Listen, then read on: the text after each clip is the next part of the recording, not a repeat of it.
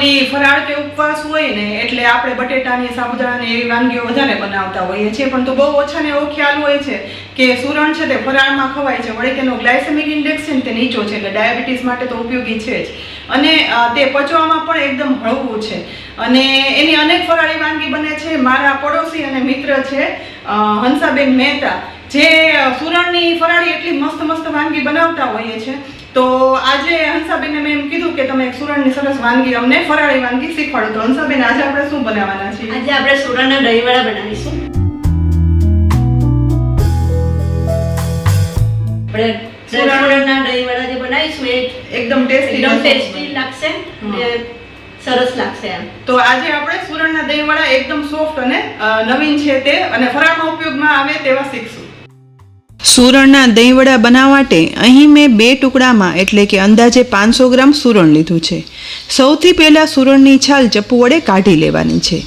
પાચન શક્તિ મજબૂત કરનાર સુરણ, જેને ડાયાબિટીસ હોય, વજન ઓછું કરવું હોય, સંધિવા જેવા રોગ માટે ખૂબ જ ઉપકારક છે.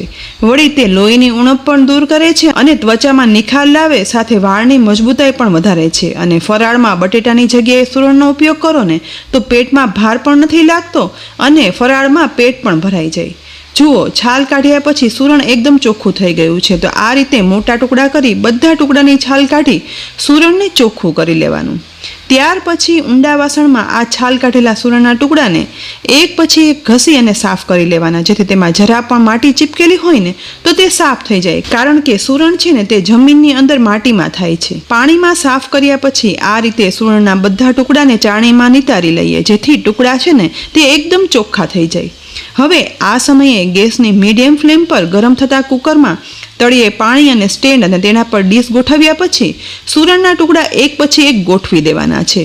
સુરણને આપણે બાફશું, પણ ડાયરેક્ટ પાણીમાં નહીં, પણ સ્ટીમમાં બાફીને તો તેની મીઠાશ છે ને તે જળવાઈ રહે. બધા ટુકડા ગોઠવી દીધા પછી કુકરનું ઢાંકણ ઢાંકી સીટી લગાવી અને 5 સીટી કરી લેવાની છે. અહીં કુકરમાં સીટી થઈ કુકર ઠંડુ થઈ ગયું છે. ઢાંકણ ખોલ્યા પછી ચપ્પુ વડે ચેક કરતા સ્ટીમમાં જ બફાઈ અને સુરણ એકદમ સરસ સોફ્ટ થઈ ગયું છે. હવે ચપ્પુ વડે એક પછી એક સુરણના બધા ટુકડાને એક પોળા વાસણમાં કાઢી લેવાના છે.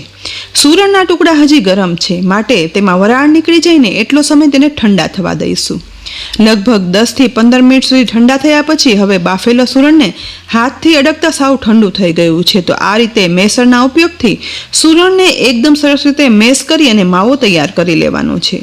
સુરણ એકદમ સરસ મેશ થઈ ગયા પછી અહીં મેં 500 ગ્રામ સુરણ સામે 100 ગ્રામ સિંગોડાનો લોટ લીધો છે. તો ચમચા વડે જોઈએ એ પ્રમાણે લોટ છે ને તે મેશ થયેલા સુરણમાં ઉમેરશું.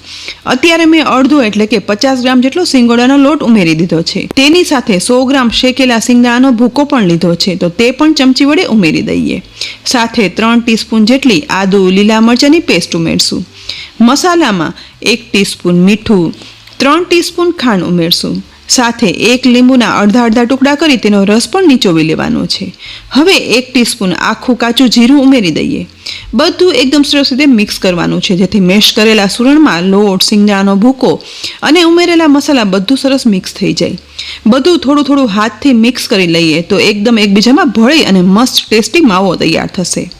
બસ હવે તૈયાર થયેલા માવામાં એકદમ વધારે પ્રમાણમાં ઝીણી સમારેલી કોથમીર પણ ઉમેરી દેવાની, જેથી આ દહીંવડામાં એકદમ વધારે કોથમીર ઉમેરવાથી દહીંવડા દેખાવમાં તો સરસ લાગે જ, પણ ટેસ્ટમાં પણ એટલા સરસ થાય. કોથમીર મસાલામાં એકદમ સરસ મિક્સ થઈ જાય ને એટલે હવે બનેલા સુરણના માવામાંથી થોડું એવું મિશ્રણ હાથમાં લઈશું અને આ રીતે હાથમાં જ માવાને ગોળવાળી પ્રેસ કરી જેમ આપણે ટીકી બનાવીએ છીએ ને એવો શેપ આપી દેવાનો. આજે આપણે આ દહીંવડા પેન ઉપર સેલો ફ્રાય કરવાના છીએ, માટે આવો શેપ આપ્યો છે. બનેલી ટીકીને સિંગોડાના કોરા લોટમાં ઉમેરી આ રીતે કવર કરી લેવાની છે અને લોટ વડે કવર થયેલી ટીકીને હવે ડીશમાં ગોઠવી દઈએ. આ જ રીતે બાકીના સુરણના માવામાંથી ટીકીના શેપ વાળતા જઈશું અને કોરા લોટ વડે કવર કરી અને ડીશમાં ગોઠવતા જઈએ. અહીં અત્યારે મેં 8 થી 10 ટીકી વાળી અને તૈયાર કરી છે.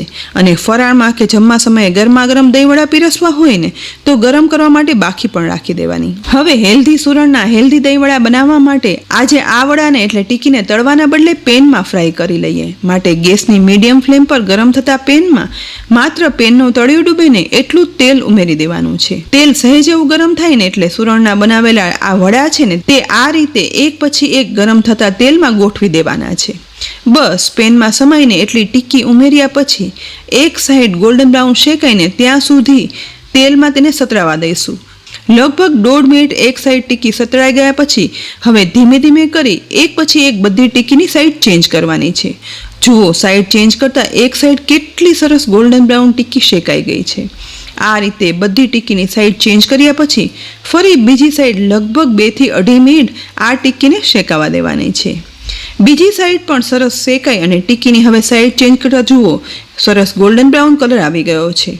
ફરીથી સાઈડ ચેન્જ કર્યા પછી એકદમ સરસ ગોલ્ડન બ્રાઉન શેકાયેલી આ ટિક્કીને હવે પેનમાંથી કાઢી લઈએ અને ડીશમાં રાખેલા ટિશ્યુ પેપર પર ગોઠવી દઈશું, જેથી વધારાનું તેલ હોય ને તો તે પણ શોષાઈ જાય. આજે આપણે એકદમ ઓછા તેલમાં સુરણના દહીં વડા બનાવ્યા છે, જેથી ફરાળ ઉપવાસમાં પણ આ દહીં વડા ઓછા તેલમાં બન્યા હોવાથી બિલકુલ ભારે નહીં લાગે. બધી ટિક્કી ડીશમાં કાઢી લીધા પછી હવે દહીં વડા માટેનું સોફ્ટ મીઠું દહીં પણ તૈયાર કરી લેવાનું છે.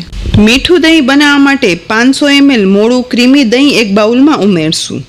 દહીંમાં હવે 3 ટીસ્પૂન જેટલી દળેલી ખાંડ ઉમેરી દેવાની છે. ત્યાર પછી વિસ્કર વડે દહીં અને ખાંડ મિક્સ કરી દેવાના, જેથી એકદમ સ્મૂથ લમ્સ વગરનું મિશ્રણ બને. અહીં થોડું એવું વિસ્ક કર્યા પછી જુઓ મીઠા અને દહીંનું લમ્સ વગરનું એકદમ સ્મૂથ મિશ્રણ બની ગયું છે. તો હવે ફરાળી સુરણના દહીં વડા પીરસવા માટે એક ડીશમાં 3 સુરણમાંથી બનાવેલા અને સેલો ફ્રાય કરેલા વડા ગોઠવશું. ત્યાર પછી તેના પર ખાંડનો પાવડર ઉમેરી વિસ્ક કરેલું દહીં આ રીતે સ્પ્રેડ કરી દેવાનું છે. આખા વડા ઠંડા દહીં વડે કવર થઈ જાય ને એટલે ઉપરથી થોડો એવો શેકાયેલા જીરાનો પાવડર સ્પ્રેડ કરશું. સાથે મરી પાવડર પણ સ્પ્રેડ કરી દઈએ. ત્યાર પછી કોથમીર, આદુ, મરચાં, શિંગદાણાની બનાવેલી લીલી ચટણી ઉપરથી સ્વાદ પ્રમાણે ઉમેરવાની છે. એ પછી ખજૂર આંબલીની ખાટી મીઠી ચટણી પણ સ્પ્રેડ કરશું અને ત્યાર પછી સહેજ એવું મીઠું સ્પ્રિંકલ કરી દઈએ. હવે કિસમિસ પણ ઉપરથી ઉમેરશું અને થોડા એવા કાજુના ટુકડા પણ દહીં વડા પર ઉમેરી દઈએ. અને દાડમના દાણા વગર તો દહીં વડા અધૂરા કહેવાય, તો છેલ્લે લાલ દાડમના દાણા પણ ઉમેરીએ અને સમારેલી કોથમીર વડે આ દહીં વડાને ગાર્નિશ કરી દઈએ. તો બન્યા છે ને ઓરિજિનલ દહીં વડા જેવા સુરણના દહીં વડા. જોઈને મોંમાં પાણી આવી ગયું ને? આ દહીં વડા ફરાળમાં ગમે ત્યારે ખાઈ શકાય એવા અને ઉપરથી ક્રિસ્પી ગોલ્ડન બ્રાઉન પડ સાથે અંદરથી સોફ્ટ દહીં વડાનો એક જ ટુકડો મોંમાં મૂકશો ને એટલે એટલા બધા સ્વાદિષ્ટ ને કે હશે ને તેટલા ખવાઈ જશે. વળી ફરાળ ના હોય ને તેને પણ એટલા જ ભાવશે. તો ફ્રેન્ડ્સ, બટેટાના ઉપયોગ વગર બનતા આ સુરણના દહીં વડા આ શ્રાવણ માસમાં જરૂરથી બનાવજો. અને આ રેસીપી જો ખરેખર ઉપયોગી લાગી હોય ને તો લાઈક કરી અને શેર કરજો. સાથે જ અમારી યુટ્યુબ ચેનલ સબસ્ક્રાઈબ કરી લેજો અને અમારા ફેસબુક પેજને લાઈક કરી અને ફોલો કરજો, જેથી આવી અનેક ઉપયોગી ફરાળી અને એ સિવાયની રેસીપીના અપડેટ્સ પણ તમને તુરંત જ મળી રહે. ફરી મળશું ઉપયોગી રેસીપી સાથે. ત્યાં સુધી આવજો.